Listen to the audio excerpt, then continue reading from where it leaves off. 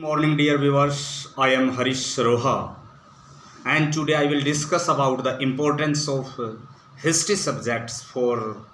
any competitive examinations. आज के इस वीडियो में डियर स्टूडेंट्स, डियर व्यूअर्स, मैं आपको विशेष रूप से ये बताना चाहूँगा, इस बात पे फोकस करूँगा कि इतिहास सब्जेक्ट्स को क्यों पढ़ना चाहिए। विशेष रूप से कॉम्पिटिटिव एग्जामिनेशंस के लिए इतिहास का अध्ययन क्यों जरूरी है। कॉम्पिटिटिव एग्ज़ाम्स कोई भी हो सकता है। सबसे बड़ा एग्ज़ाम जैसे इंडिया को हम एज एन एग्जांपल लें तो यूपीएससी का एग्ज़ाम सबसे बड़ा माना जाता है। उसके बाद आप देखें यूजीसी हो गया है, एसएससी, बैंकिंग, रेलवे,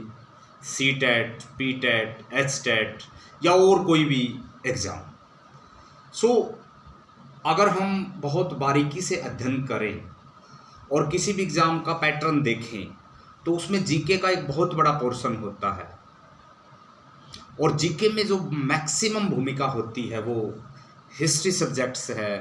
पॉलिटी है, कॉन्स्टिट्यूशन ऑफ इंडिया है, इकोनॉमिक्स है,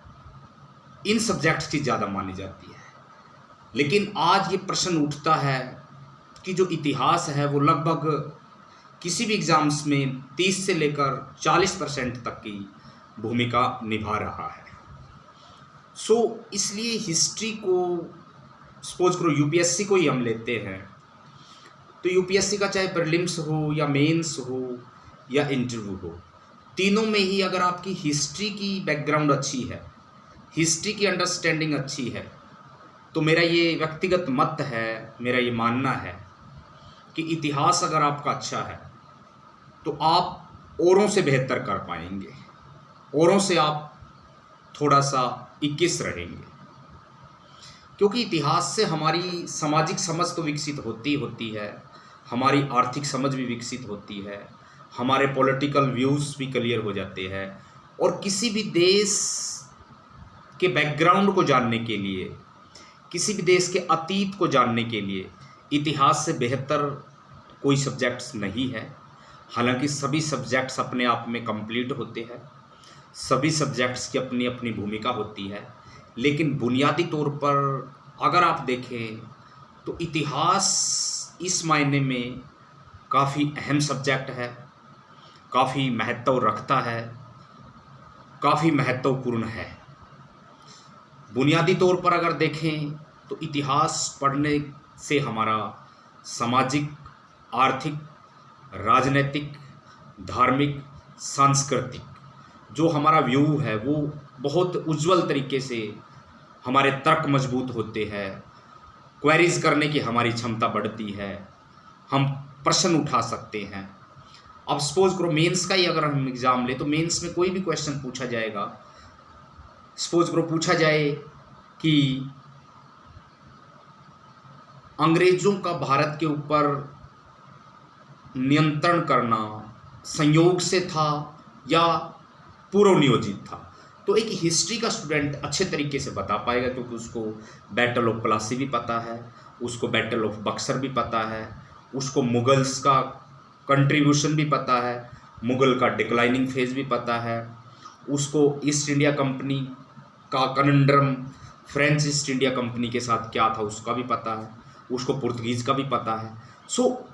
बुनियादी तौर पर अगर हम देखें तो इसमें व्यक्तिगत रूप से मेरा ये मत है कि इतिहास पढ़ने के कई फ़ायदे हैं। अगर इंटरव्यू में आपका कोई क्वेश्चन पूछा जा सकता है, सपोज करो टेररिज्म पर ही कोई क्वेश्चन पूछा जाए या नक्सलवाद पर कोई क्वेश्चन पूछा जाए या भारत की किसी भी सामाजिक समस्या पर, चाहे वो पॉवर्टी हो, अनएम्प्लॉयमेंट हो, बेकारी हो, उस पर कोई भी क्वेश्चन पूछा जाएगा तो एक हिस्ट्री का स्टूडेंट्स उस ऐसे टाइप क्वेश्चंस को अच्छे से डील कर पाएगा क्योंकि उसको सारे पैराडाइम्स पता है, उसको सारी पृष्ठभूमियाँ पता है। ये इसलिए मैं आपसे विशेष रूप से बताना चाहूँगा कि जो बुनियादी तौर पर इतिहास की समझ होनी चाहिए, इतिहास के हमारे सारे दायरे क्लियर होने चाहिए, चाहे वो मॉडर्न इंडिया की बात है, मेडिवल इंडिया की बात है, एंशिएंट की बात है या विश्व इतिहास की कोई बात है, चाहे वो विश्व इतिहास की कोई भी घटना हो, उसके बारे में एक इतिहास का छात्र। तो इसलिए मेरी आपसे यही एक व्यक्तिगत सलाह है, पर्सनल एडवाइस है कि आप एग्ज़ाम कोई भी दे रहे हैं, लेकिन आपको इतिहास इतना तो ज़रूर पढ़ना चाहिए कि ताकि इतिहास के किसी भी पैराडाइम से, क्योंकि इतिहास डायरेक्टली और इनडायरेक्टली सभी सब्जेक्टों के साथ कनेक्टेड है। देश की कोई भी पॉलिसी बनती है, देश का कोई भी प्रोग्राम बनता है, कोई भी एजेंडा बनता है, या कोई पार्टी कोई मैनिफेस्टो जारी करती है, तो सबसे पहले क्या होता है कि उसको इतिहास का जानकारी होना बहुत ज़रूरी होता है। और इसीलिए किसी भी सिविल सर्वेंट्स के लिए, किसी भी टीचर के लिए, किसी भी लॉयर के लिए, किसी भी डॉक्टर के लिए इतिहास की बुनियादी समझ होना बहुत ज़रूरी माना जाता है, खासकर आज जैसे ग्लोबल एरा में, जहाँ पे बहुत ज़्यादा मार्केट में लिबरलाइजेशन है, न्यू एम्पेरियलिज्म का दौर चल रहा है, प्राइवेटाइजेशन जोरों पर है। सो बुनियादी तौर पर history is the king of all subjects and history is the mother of all subjects, because history developed our critical thinking, history developed our understanding, better social understanding, economic understanding. So that's why this is my personal view.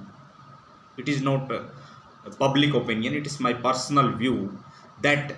every students, every competitive aspirants must study about the history of India, about the history of world. सो बुनियादी तौर पर मेरा यही मानना है कि history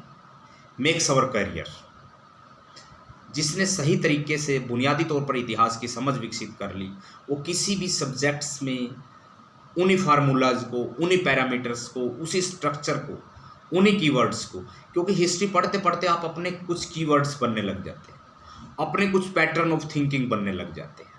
अपने कुछ पैटर्न ऑफ फार्मूलाज डेवलप होते हैं। सो बुनियादी तौर पर आपको क्या करना है कि इतिहास की इतनी समझ होनी चाहिए,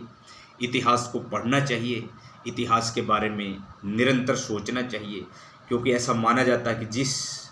देश का या जिस कौम का कोई इतिहास नहीं होता, वो देश या कौम अपना भविष्य भी निर्धारित नहीं कर सकती। सो आज के इस ब्रीफ वीडियो में मैं बताना चाहूँगा